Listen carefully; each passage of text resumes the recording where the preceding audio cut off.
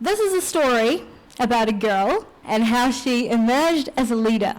Looking back on 2015, it's been a great year for me. I always tell people that it's a year that I'm proud to have, because in 2015 I was honoured with 2 awards at the Attitude Live Awards. I was honoured with a 2015 Youth Week Award for my service towards the community. Thank you, Youth Week, even though they're not here. And a 2015 Quota International Women's Award also hangs on my wall, which I thank the Quota team for. In 2014, I prepared my biggest speech ever, which was for a crowd of 2,500 people at TEDx Auckland. In 2013, I became a teenager. I became a part of Westlake Girls High School, and I underwent corrective surgery for a medical condition that I had. More on that soon. In 2012, I took on the role of it's a list, right? I took on the role of a class captain, a school journalist, and a radio host all at once. So, as you can guess, I've been quite busy. But you know what? Busy's good. Busy's actually good, especially if you're on a mission to change the world. I'm pretty sure we all are. Especially if you want to influence others without authority. Because that's what a leader does. A leader has the nature to act upon his decisions. And a leader is a person who rises by lifting others. And I call myself a leader because I've made people feel good about themselves. Life's good. Life's always been good for me because I look back and cherish my successes. But hidden behind this confident, outgoing girl's vivacious nature, there actually used to be an introvert. A girl that was shy and scared. A girl that would do anything to stay out of a conversation with other kids that would eventually lead to the question, what happened to your leg? A girl that was estranged from her own classmates and was unsure of where she belonged. Now, as many successes I've had and I've told you about, I can tell you I have equally faced enough problems. And accepting my differences was the major issue. I was born with a medical condition, partial hemiplegia, which left my right side weaker than my left. I was born a premature baby at 32 weeks, and along with that, I also had underdeveloped lungs, weak eyesight, and holes in my heart. Party offer. Great. Yay. I wore a brace on my foot to keep it straight and rimmed glasses that are totally out of fashion now. I can tell you I have got much more stylish glasses even though I'm not wearing them today. I spent my lunch times in the library reading practically anything under the sun to make time fly. That is where I actually came to love books. And still today, actually, I can't go to sleep until I've had a good solid read for about 1 hour. I think Mum will know this because she knows that I'm up all night reading horror novels when I have time. But I did an attempt, back then, to talk to anyone.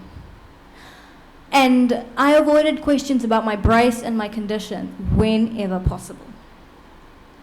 6 years passed that way with no friends.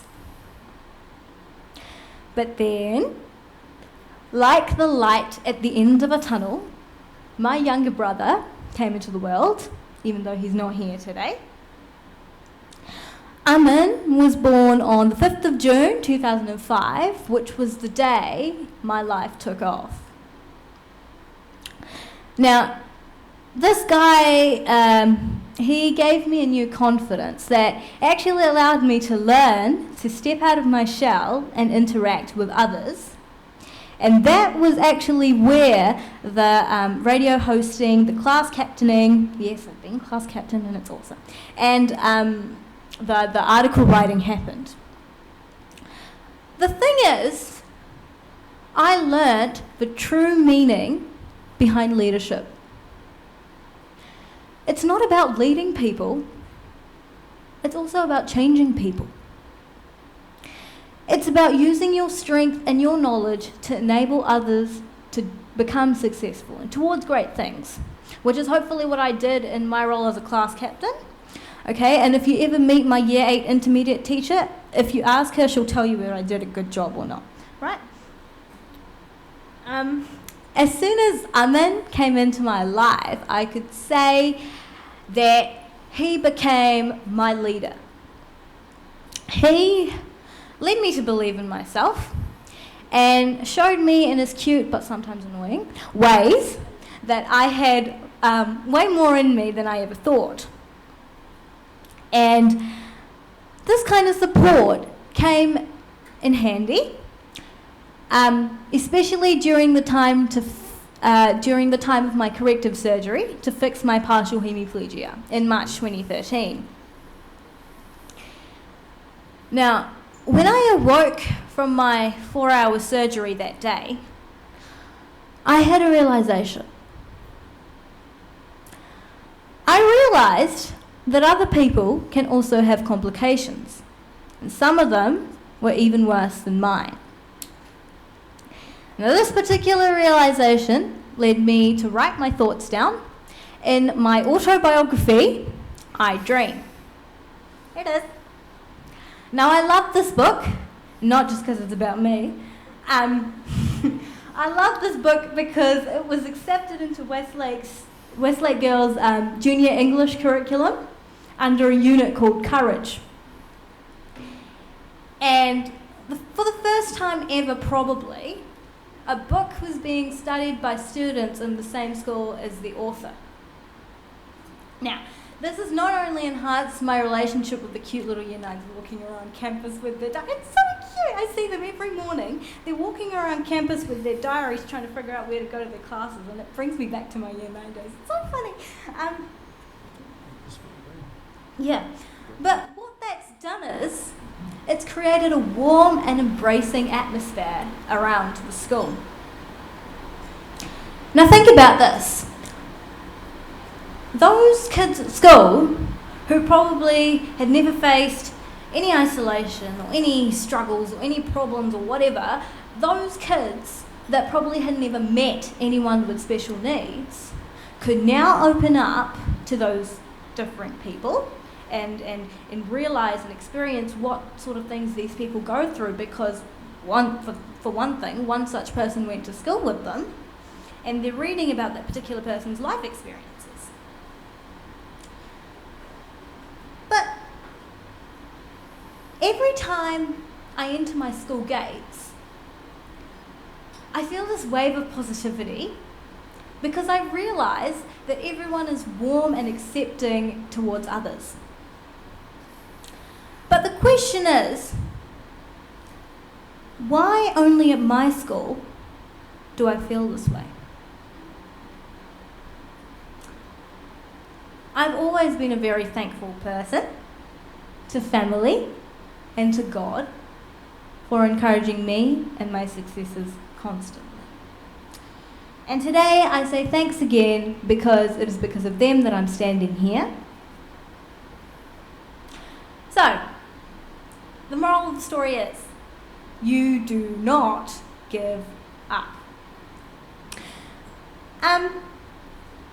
You'll get where you want to go eventually if you don't let things get you down and keep striving for what you want. Each person sitting in this room today has the potential to rise as a leader. John Quincy Adams, if you know the person, he had once said that if your actions inspire others to do more, dream more, learn more, and become more, you are a leader. Now, we all can do that because we really are all leaders, even if we have to prove it by doing the simplest things. And according to me, one of the simplest things we need to do in today's world is tell our stories and get them out there, like I've shared mine with you today. Now, I hope that my story has got you motivated and inspired to get out there and do something. Change the world, you know? Just because some people are different doesn't mean that they are odd. More than anything, more than any advice, any support, or any information in the world, these guys need your aroha. They need your love. So, that has been me so far. As for my future, guess what? I'm excited to finish the last 2 years of my high school. I'm in year 12 at the moment. Get to uni and pursue a degree in psychology. Now, people always ask me this, and I'm sure you must be wondering at the moment, Muskan, why are you going into psychology? The thing is, human behaviour is so interesting. I've always wanted to understand, I always wonder why people do the certain things they do when they're faced with certain situations. And that's why psychology it is, and psychology is where I plan to head. Apart from that, ladies and gentlemen, I dream of a world that is full of hope. I dream of a world in which everyone unleashes a hidden leader inside them to inspire others towards great things. I dream of a world which we have sculpted together through our leadership. And I dream of a tomorrow that belongs to us. Kia kaha, stay strong, and thank you for having me here today.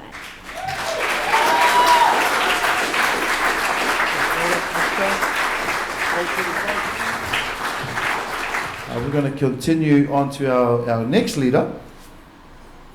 And, well, you've already met him, so he's my champion friend over here, Mike Pulman. So, well, we've all seen him up here today, but a little bit more about our mate, Mike. He's a 24-year-old blogger, public speaker, radio host, and freelance journalist. Working in communications for CCS Disability Action. Mike writes regular content for our blog, including All People, and has covered topics including sexuality for disabled people, support worker attitudes, and government funding. Mike is based in Hamilton and works alongside Melanie Gamble and Bill Baker, writing content and helping put together Illuminate. Okay, CCS Disability Action, Waikato Bear Plenty newsletter. Awesome. So Mike is also a regular public speaker all around the motu. And I hear he's off to Tokoroa in a couple of days, so he's pretty busy. So without further ado, can I please welcome our buddy Mike back to the stand and for his kōrero. For mai te pakipu.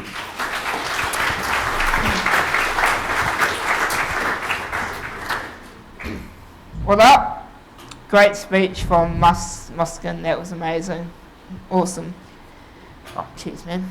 Okay, so before I get going this afternoon, I just want to dedicate this to my mum, who is not very well at the moment, and yeah, she really wanted to be here, and she can't even walk at the moment, so yeah, she's really in my heart today, and rang her this morning, and yeah, so this is for her and for all you guys.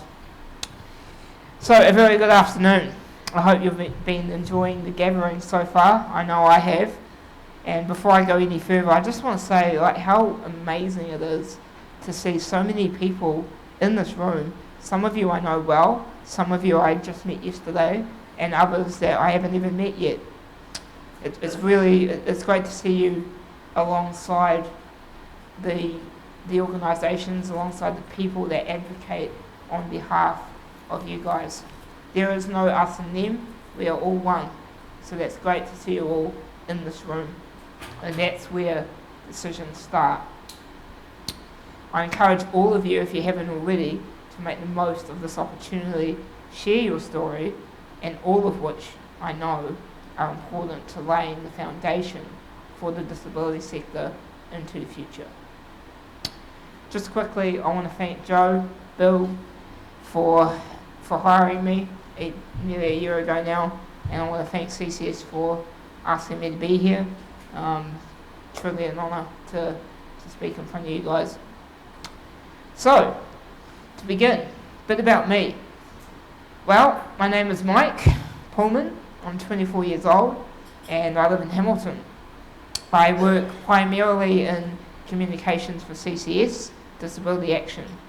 I'm also a freelance journalist. I write for a UK news organisation called Last Word on Sport, and I also run my own website called The Real Michael Pulman, where I write daily blogs on sports, disability issues, politics, and gaming every now and then. I'm also a public speaker, and I've spoken for EGL, the DPA, Disabled Persons Assembly, Parent to Parent, and CCS, Disability Action. So it keeps me pretty busy, and I guess I better tell you about the obvious, it's that I'm in a wheelchair. So, just quickly, my condition is called spinal muscular atrophy type 2. I was diagnosed at age 4 and I've never been able to walk.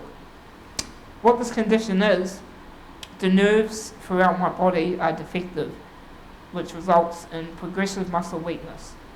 Obviously, this affects my mobility from day to day, it restricts my energy as well. And it makes all of those basic things that are simple for the able-bodied difficult to impossible for me without assistance. My wheelchair, my spinal muscular atrophy, my need for assistance every day in order to live is my reality, and it's one that I have no choice but to accept, and I accepted it a long time ago. Some of the barriers that I have faced include those that I've just mentioned, but they are not limited to that. One of the big things that I believe a disabled person has to face and live in is constant change. And it's the ability that we have to adjust on the fly, to adapt to our physical changes, that has been one of our biggest challenges. It's one that I've had to adjust to, it's one that my support network have had to adjust to, and it's one that organisations like CCS Disability Action and others have to adjust to in supporting. However, it's not limited to that either. I'm a pretty special human being. Some people say I'm mental. I think someone called me a sociopath on TV3 comment the other day. I openly admit that my biggest barrier is mental, and it's what I call the Michael thing.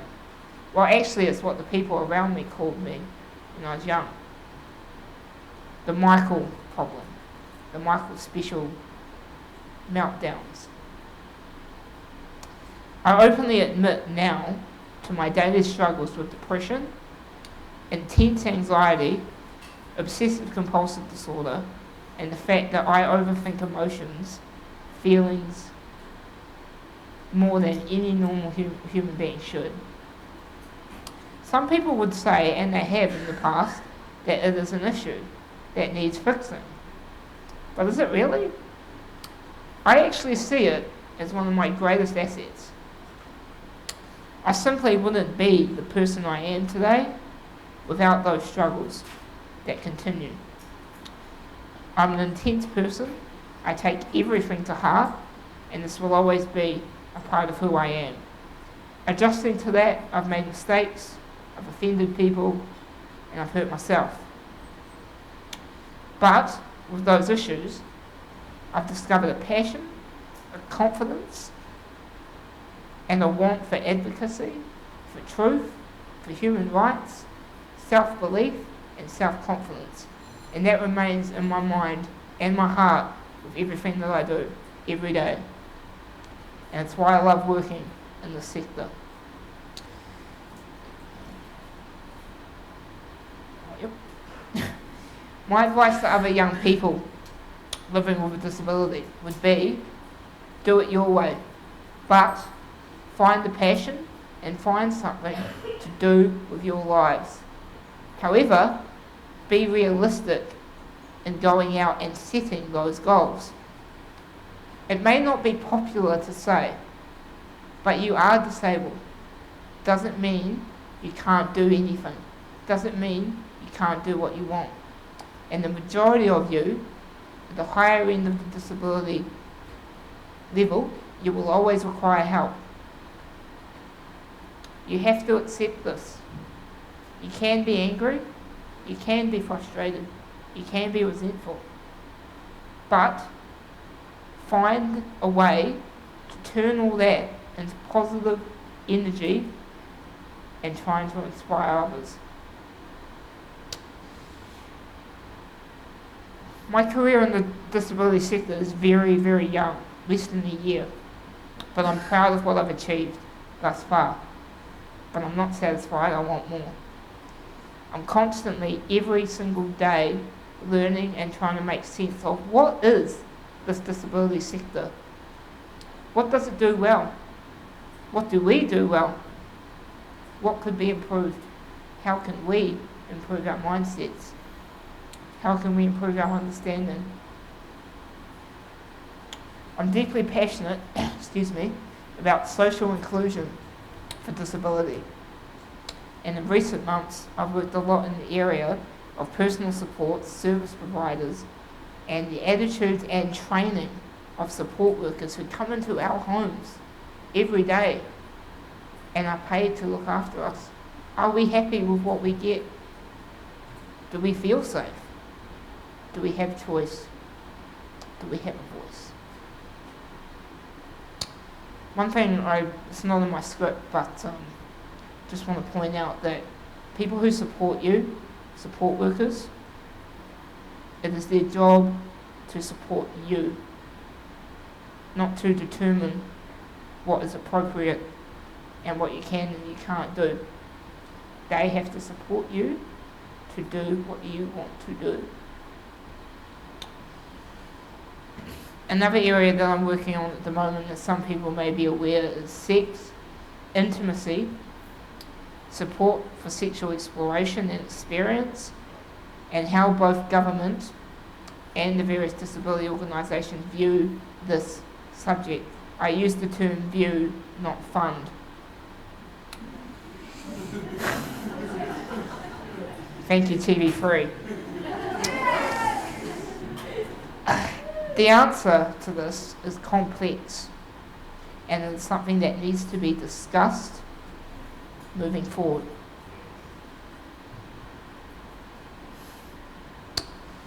Finally, what advice should we, as quote-unquote disabled people, give to those who work in the sector? What should we say to CCS, Disability Action? What should we say to the government? What should we say tomorrow to Nikki Wagner when she comes here? In my opinion, each disability, each circumstance, and each person is unique to themselves.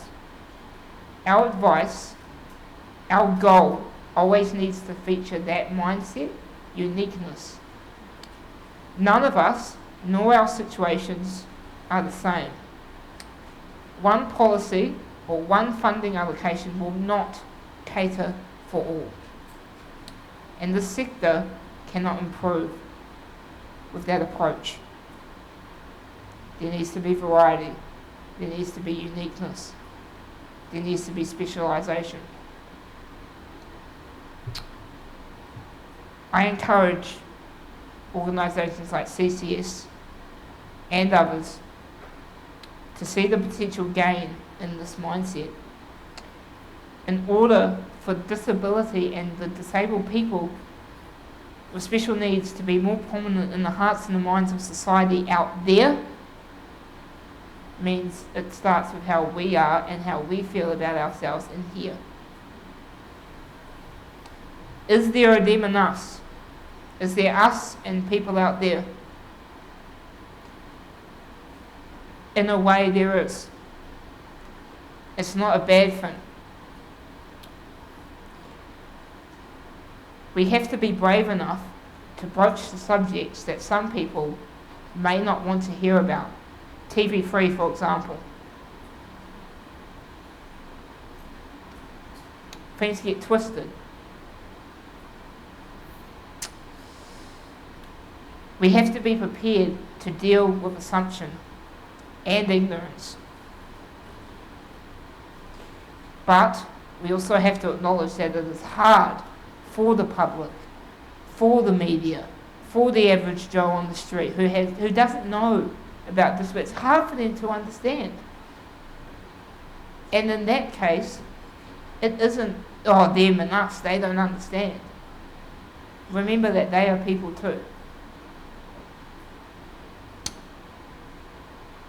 And in society today, the way it's social media, we have the tools available now to educate, to advocate, and to inform. We are not second-class citizens. So, let me try and sum up what I'm trying to say. Disabled, you're people. You're not disabled. You're not even special needs. Maybe I am, I'm mental. But you have feelings and you have rights. You are no different than anyone else. And it is up to us as people to go out there and to live our lives, and hopefully with the support of the government, of the key people in the sector, with good decisions made, this will all be made easier in the coming years. Our voice, our karanga maha, our vision, our passion is important, because people like Joe, people like Kim and David are not going to be here forever. We are the future. The disability sector is changing because we are changing. And what does that mean? There is nothing different about disability. We are all human. Thank you so much. God bless.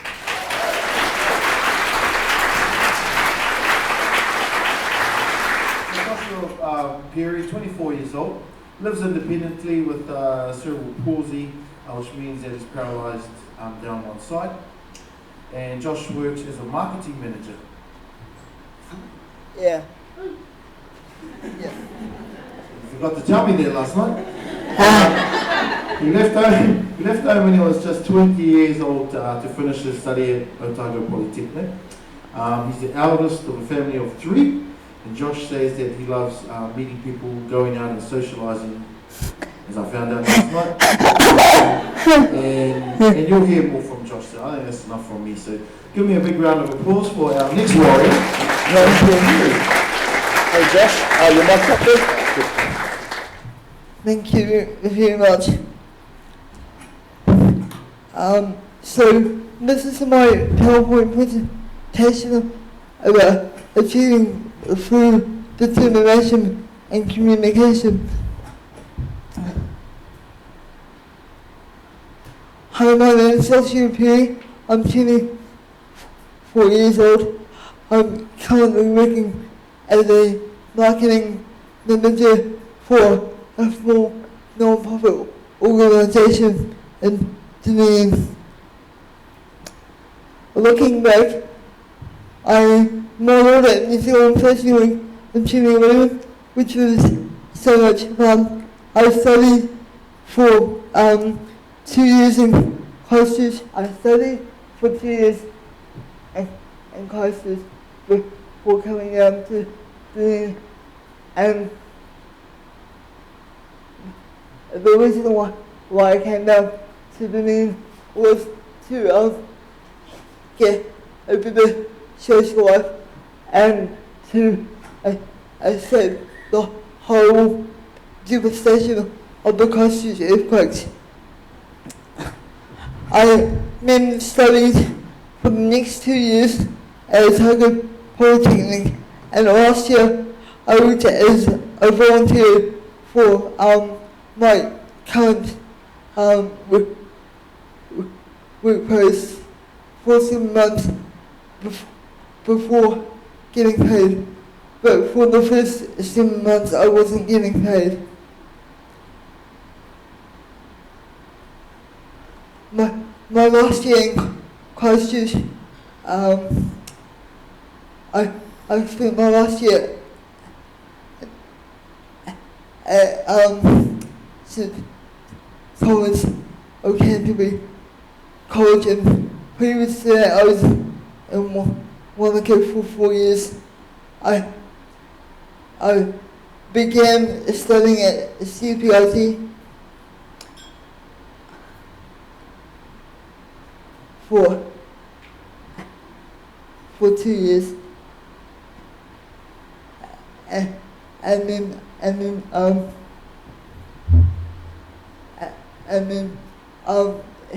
studied for the post-certificates, the TMM, the TMM one, which was really tough for me, but I got through the support of my friends who supported me through this tough time. At the end of training time, I was accepted into Otago Polytechnic and went home and moved into a hall residence. By the end of 2014, to much of my delight, I had completed my diploma of marketing. During this period, I was recovering from many devastating shocks of the Christchurch earthquakes, like I've already said. There's a picture there of me holding up with my diploma. I just want to explain to you a little bit about my current position and what I do. So this is my first major job out of poverty. I have found it a good platform to build on for my future. Like I said to you earlier, in January of 2015, I started volunteering for 7 months. I then started getting paid in August of that year. During my time at my workplace, I have managed to implement a marketing plan, and I'm currently trying to implement a business plan to try and make the organisation more self-sustainable. I'm also updating marketing material as well as implementing social media strategies to keep the organisation up to date with new technology as it comes in. I'm also responsible for the public relations side of things for the organisation and raising awareness about what the organisation does and who we are as an organisation.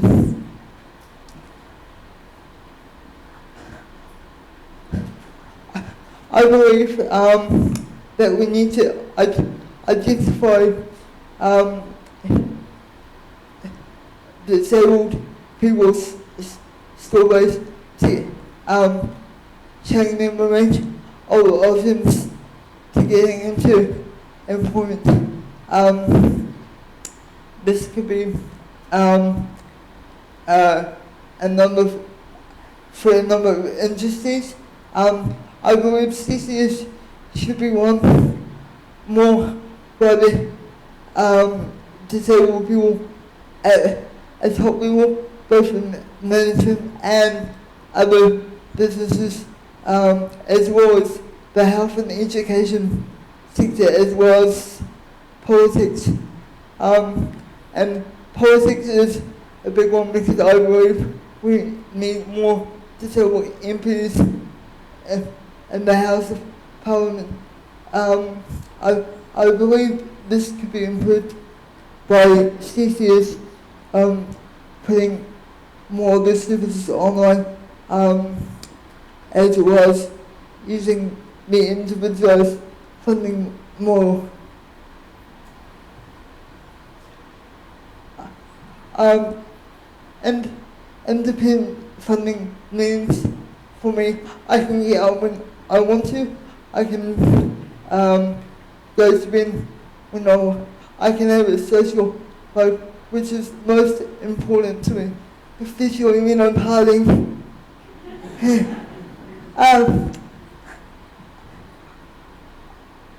And also I can work and contribute to my community and the people around me.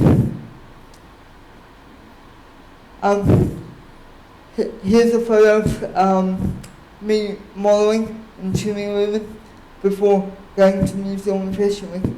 I actually moved the models out onto the catwalk, and that was the most amazing feeling for me.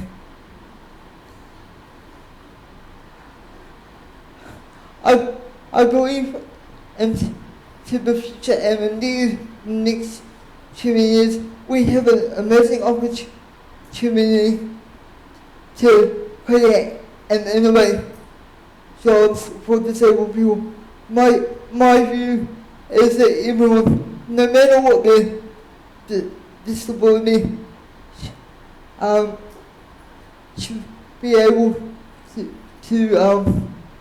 get a job and contribute to society in some sort of way. At the moment, it seems to me like some employers are brushing us aside without seeing our full potential in terms of what we can offer the organisational business. I believe that we as disabled people should be encouraging other disabled people to become entrepreneurs and encouraging people to reach their own goals and potential by starting their own businesses and building their own enterprises. Here's a photo of an article that was done on me last year in January by the Otago Daily Times, just explaining about my position. And I believe it's online through the archives, if you want to have a look at it further. Here's a video of me at New Zealand Fashion Week I would just like to play. Yeah. Yep.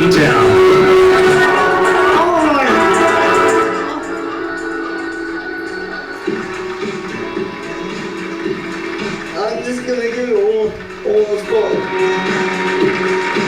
If there is one thing I can say, it would move 4-year jams, like I said earlier.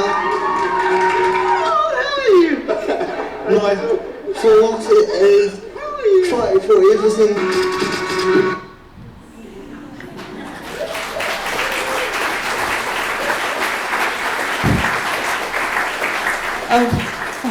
Finally, I would just like to thank the CCS Disability Action and Minority in Charge, as well as my parents and friends and family for helping me get to where I've got today. Thank you. Do you have any questions?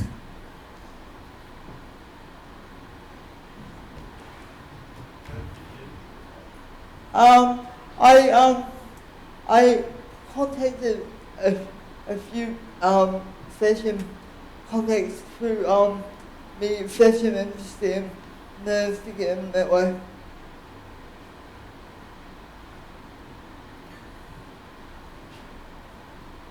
Yes?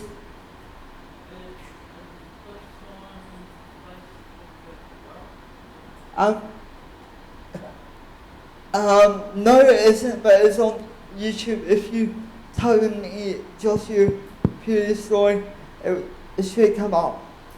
Yeah. Any other questions?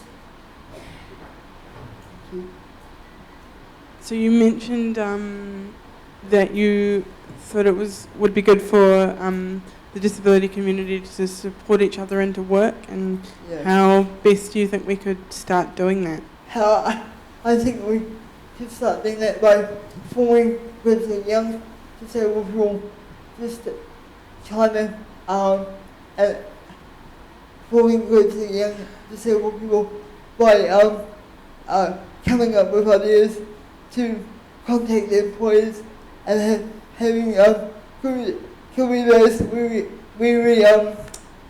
give them our CVs and have a chat to them about what could be possible, and yeah, just having a conversation about that really. Yeah. Thank you very much.